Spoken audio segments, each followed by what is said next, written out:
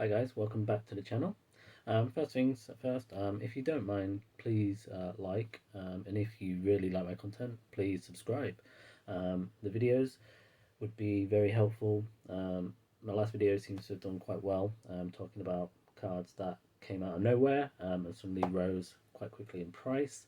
Um, Recently I see a video by, I think his name's Mason at Card and All. Gaming. He has a YouTube channel. Quite really like his perspective. Is a LGS local game store owner, and he keeps quite a good insight on the market. And his recent video was talking about the waifu trainer supporter cards, which are the full art version, and I'll show you what that looks like on the screen now.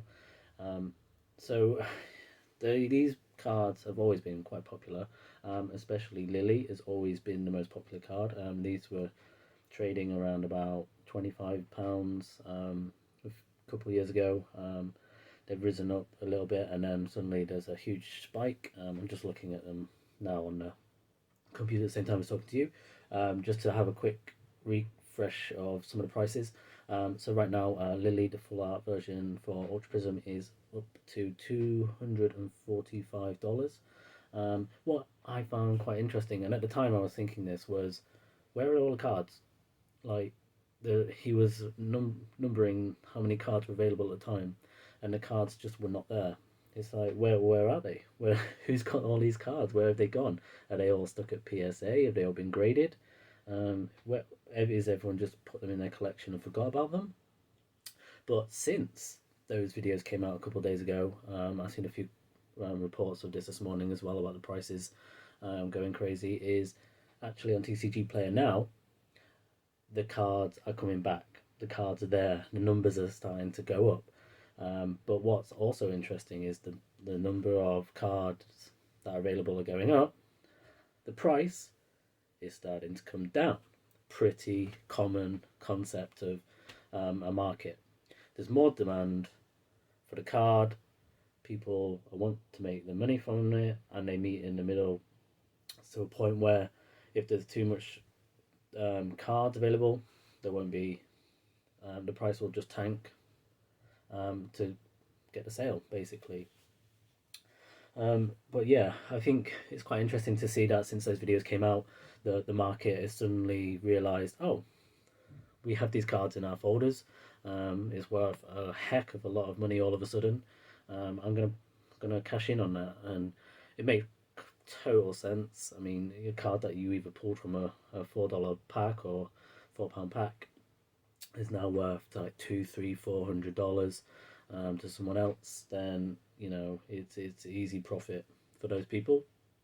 But again, with like most markets, now it's been brought to the attention of a mass audience. With these channels have a lot of followers. Everyone is starting to look in their folders, pull out those cards, starting to list them again.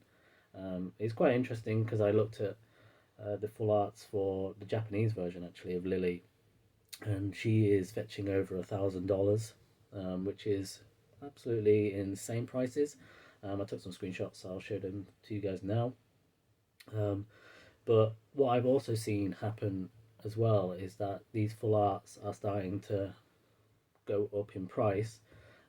Yeah, I guarantee they'll come down in price. I've already seen a few cards listed drop in price now that there's more availability, and I imagine now that it's becoming more common, more commonplace knowledge that these prices have gone up so much, more and more will hit the market now and drive those prices back down. Um, but um,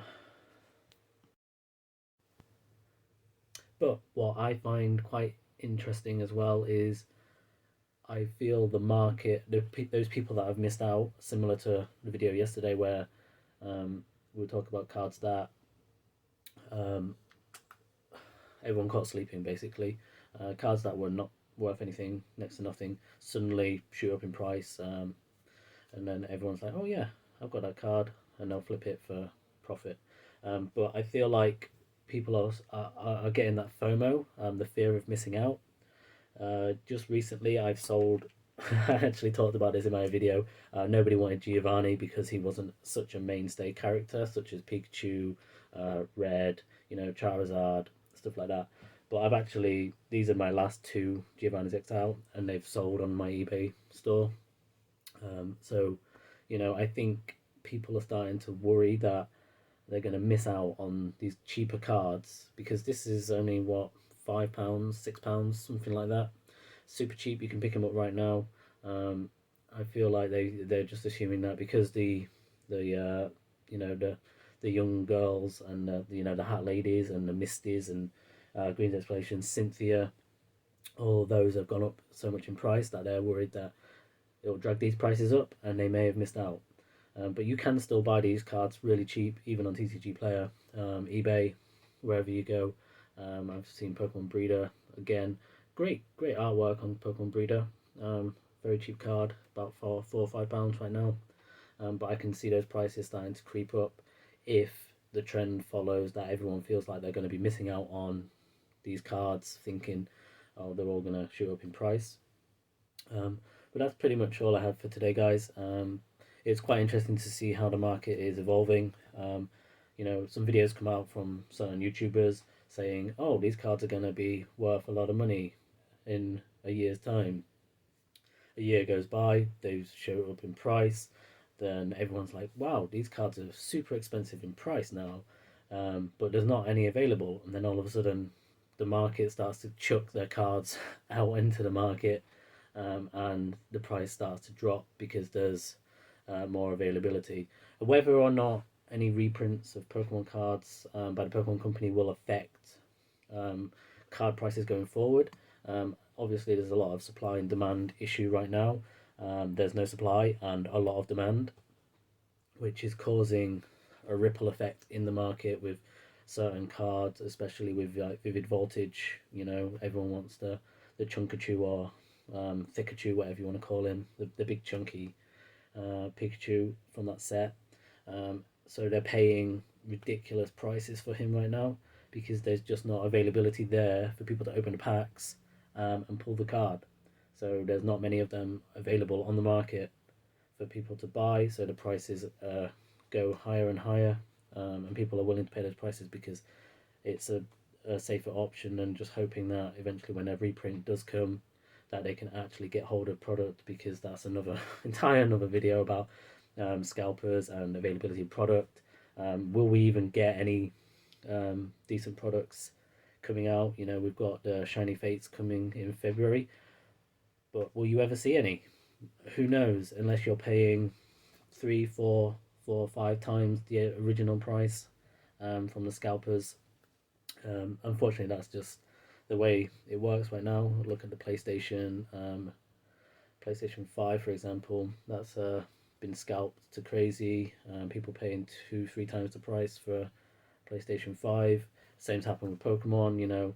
They're only printing so much that that supply is getting swallowed up by scalpers, distributors going straight into scalpers. Scalpers are flipping for X amount more, and unfortunately, people like us, we get left behind and we have to either pay a ridiculous price or just don't get the product, which is a shame.